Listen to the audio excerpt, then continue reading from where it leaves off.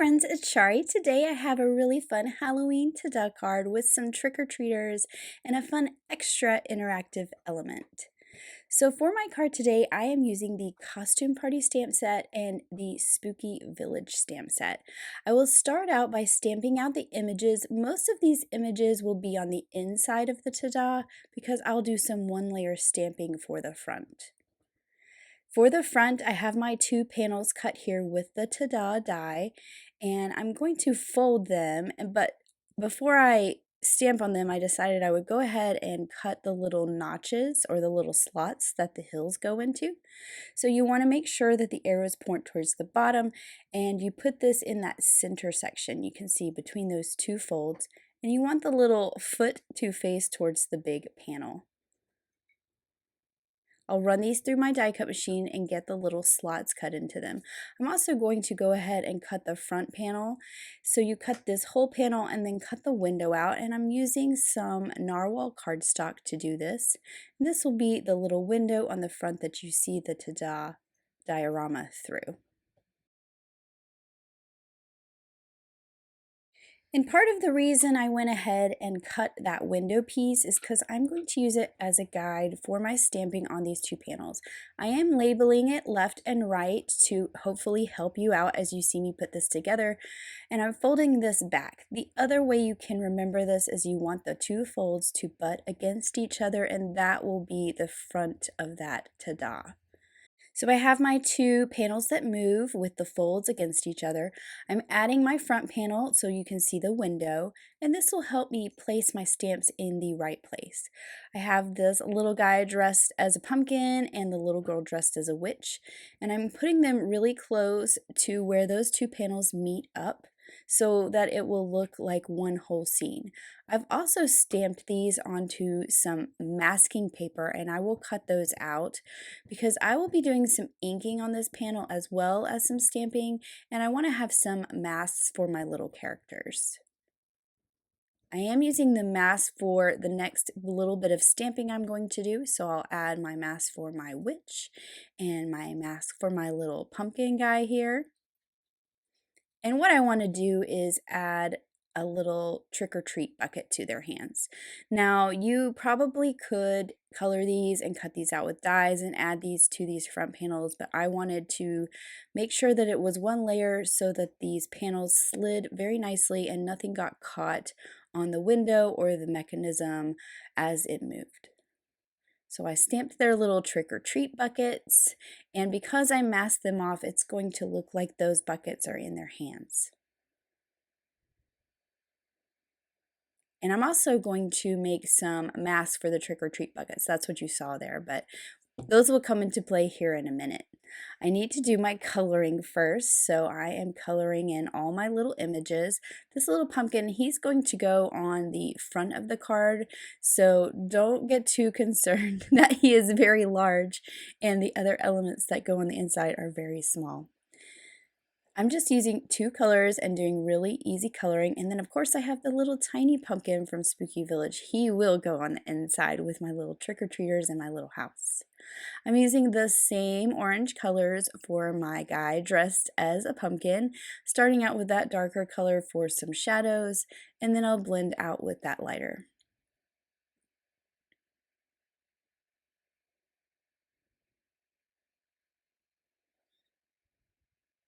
So you can see I've taken the masks away for right now, but I will be putting those back when I do my inking.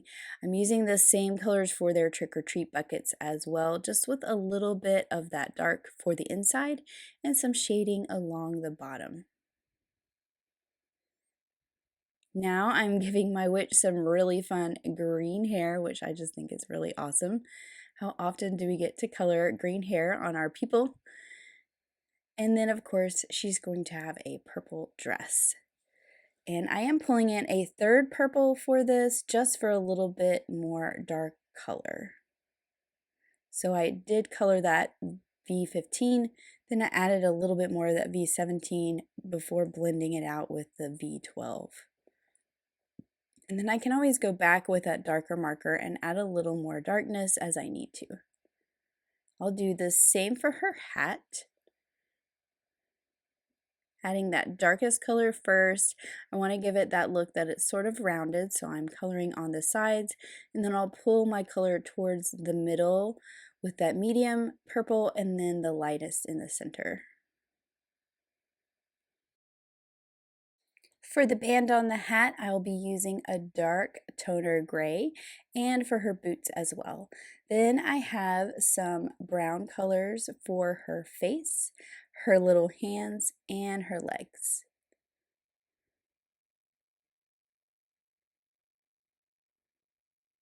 Now to go back to my little guy over here dressed as a pumpkin, I'm giving him that little green top to his hat, and I also gave him some green tights. Then I'm going to go back in with that dark gray for his shoes, and then he's going to have some brown hair. So I put that darker color along the bottom, pulling up to the lighter, and then I'll pull in some lighter colors for his skin tones.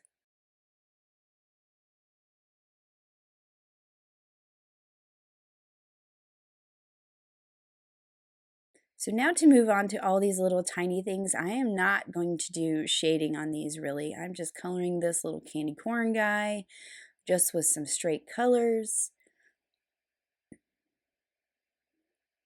I am going to use this really pale cool gray for the whites. So for the ghost, the top of the candy corn, I will go back and color that little ghost that's on the house with that really pale gray as well. I'm giving them all a different colored treat sack for their treats. And some of these little areas are so small, you just kind of have to dot it with the color of the marker.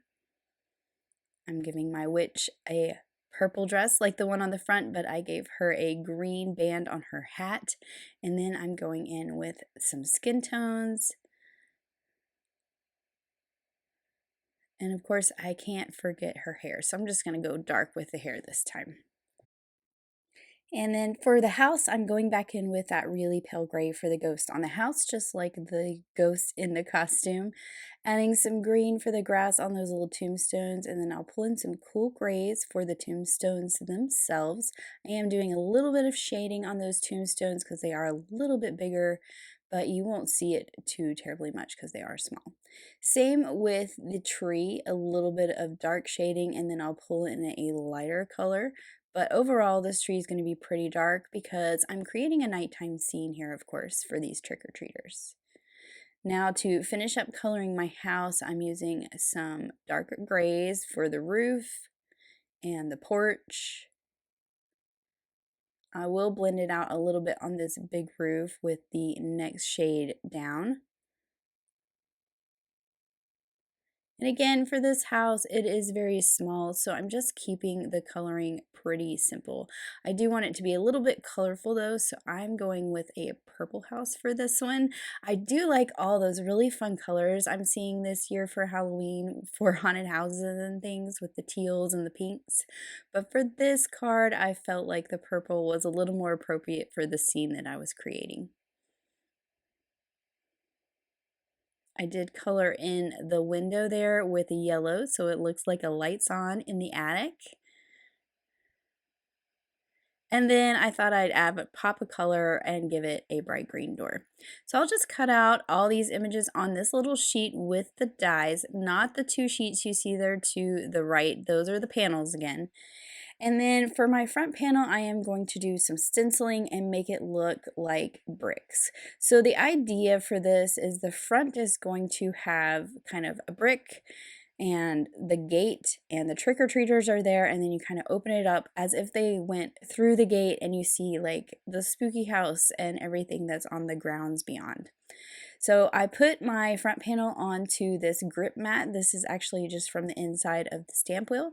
This is some Storm Cloud ink, and again, that cardstock I'm putting it on is narwhal, so you get that light gray where the joints of the bricks are and the dark gray for the bricks.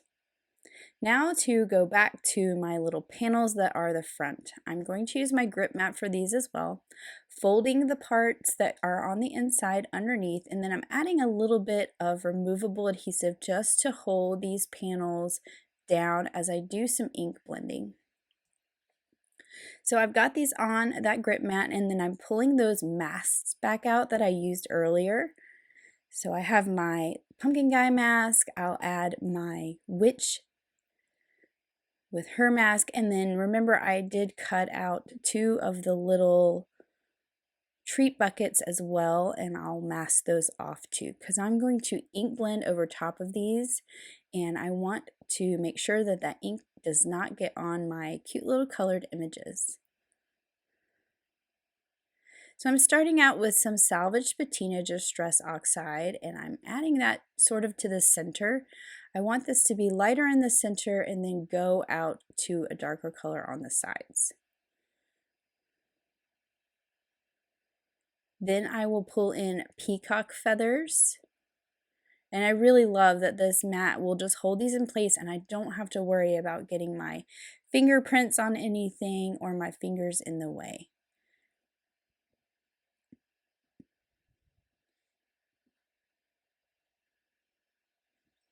And I will go back to that salvaged patina and kind of blend out between the two. And this is just on some Nina Solar White paper, just regular white paper, not anything special like Bristol.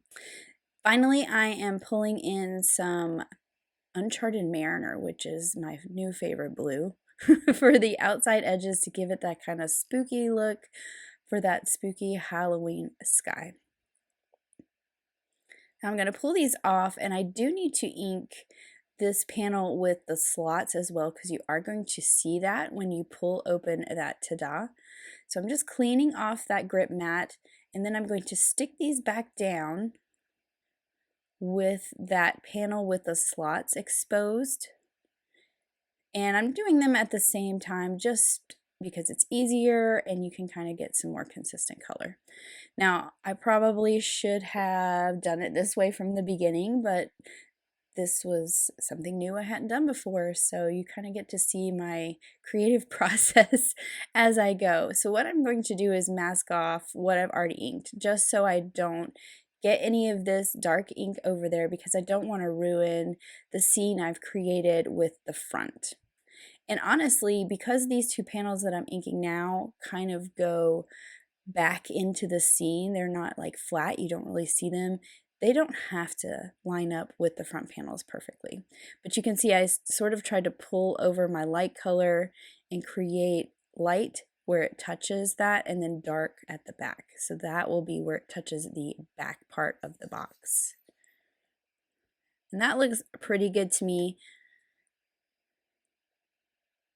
So I'll move on to the back panel, which I'm using the same inks to do. I am starting with the peacock feathers on this one to give it kind of darkness all the way across the top, and then salvaged patina at the bottom. Because you're not going to see the bottom of this panel, it will be covered up by the hillsides inside the ta-da card, and then the Uncharted Mariner just a little bit at the top. And I will go ahead and fill in the whole bottom of this just so you don't have any glaring white paper hiding behind there, even though you're really not going to see the bottom very much. And then for these, I'm adding some black watercolor specks to these pieces. I'll add it to the 2 panels for the front as well.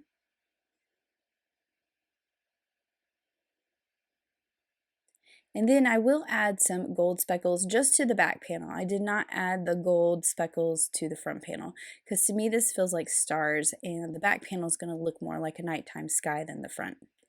Then of course I can peel off those masking pieces and reveal my images that I colored earlier.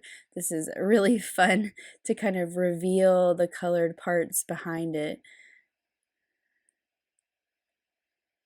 And my masking paper did get a little damp from all the inking, so that's just why it's tearing.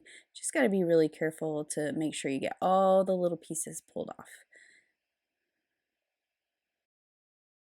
I really love how those kids look with that dark inked background and they're really brightly colored. Now, for the extra interactive element, I am using the Let's Toast pull tab. And what I'm doing is trying to figure out exactly where my background will be. So you can see I'm folding in the little tab that we're going to glue down. And you'll see why here in just a minute. I'm lining these up. I'm going to fold this back over and I'm going to draw a line with my pencil. This is the rightmost edge and the leftmost edge of my background area because the two sides will be covered up where I glue those tabs down. I have the moon from the Halloween Shadow Box add-on cut from some sunflower cardstock, and this is going to be what is on my pull tab so that the moon kind of rises from the hill in the background. So I'm just putting the little straight slot for the Let's Toast pull tab, and I will run that through my die cut machine so I have a slot in the background piece. And I've cut the pull tab itself from some black cardstock. I'm folding it in that Z fold, and then I'm going to trim off these little pieces where we glue the moon, just because the moon is smaller than these tabs, and I just don't want any of that black to show behind the moon. As long as I have enough surface to just glue this moon to, it will be perfectly fine. And that looks pretty good to me. All those black tabs are going to get hidden, so I can go ahead and slide them through the slot, then flatten them back out, and you can see that I won't see any of that black once I glue that moon there. But before I glue that moon down, I am going to add a little bit of inking definition to it because it is very bright yellow. I do also have the stabilizer tab cut from black. It could be cut from any color cardstock. I just happen to use the black because that's what I had out from cutting the tab. I'm pushing it to its highest position, and then I will add some adhesive to the back of this little tab, slide it behind to where it goes to the part where it stops, add some adhesive to the little part that folds behind, and then close it. So you can see how that's going to keep it from shifting left to right. And here's where I'm adding a little bit of ink to that moon before I finally glue it to my tab. And I am using liquid glue for this so I can kind of shift it around, and I also just really want to make sure it doesn't go anywhere. Now for the hillsides that go on the inside, I use the hillside inserts, and I cut them from some Noble Fir Cardstock, and I'm just adding some black soot distress oxide to the tops of them to darken them up a little bit, give them that nighttime look so they're not so bright, and give them that spooky look. I also have some tiny little bats in the Spooky Village stamp set, and I'm just stamping these little bats directly onto my inked panel in the back. I am using VersaFine ink because I feel like that sticks and stamps better when I have inked a background with Distress Oxide, which kind of has that pigment property to it. And now I can start to add my little images. I am going to go ahead and add them to the hills before I put these in the box. So this is the back hill. I'll have this little tree. The moon goes sort of behind the tree, which I think is fun. And then I have the haunted house and the little graveyard behind the tree. So that is the front, or excuse me, the back hill. And then for the front, that's where I'm going to add my little trick-or-treaters headed to the house to get some candy. And then I also have those little fences that I stamped out and die cut. So I'll just add those, just to add a little bit more to this scene. Now because this is the front hill and part of the hill on the left and the right goes into the slot when it's closed, I'm making sure that those fences are kind of down low and not sticking up out the top of the hill. And then here's where my tiny little pumpkin comes into play. So now to start to assemble some things, I have the double-sided tape on the tab that will glue to the background. I'm also using a little bit of liquid glue because when I have so much ink on the paper, my tape doesn't always want to stick right away if something's still a little wet, so the liquid glue will make sure that this holds really well. I'm lining it up with the right side of the panel and then between the stitching lines that are on that panel as well. And then I'll do the same to the left side, adding that double-sided tape, and then I'll add just a little bit of liquid glue. And then this one's really easy to line up. When you fold it in half, you're going to want to make sure that those two folds butt up against each other, and then it will line up with the left side good too. Now I'm just going to make sure that's stuck down, and you can see there how that's going to work. Now to add my little hillsides, I'll fold those little tabs in and slide it through the slot, and then I can put the tabs back out to keep that hillside from coming out of the slot. And I'll do the same on the right side. My tabs were kind of getting in the way, so that is why I'm just having to mess with it a little bit, and then I'll fold the tabs back out, and now this is in place and it's not going to come back out. For this one, I decided to fold the tabs forward so I could see them a little better, and that worked pretty well. It does not matter which way you fold them because they're going to get folded back out and you're not going to see them, so it doesn't matter. Whichever way is easiest for you. Now I have pieces of the spooky gate cut here from some storm cloud cardstock, and then this little tiny spider web. This is from the Halloween Build-A-House add-on. I cut this from some black glitter. I also cut the little bats, which is from that same die set, and I'm using all these to decorate the front of the card. I am adding a little bit of black soot to my gates. I wanted them just a bit darker on the front so they stood out a little bit from that background piece. And I'm putting one on each side, just lining up the sides. And then my little spider web fits perfectly in the corner. You can kind of put glue on those two edges and it fits right in the stitching detail of the window, which I think is really cute. And then for my bats, I'm going to have this one sort of cross over the window's corner.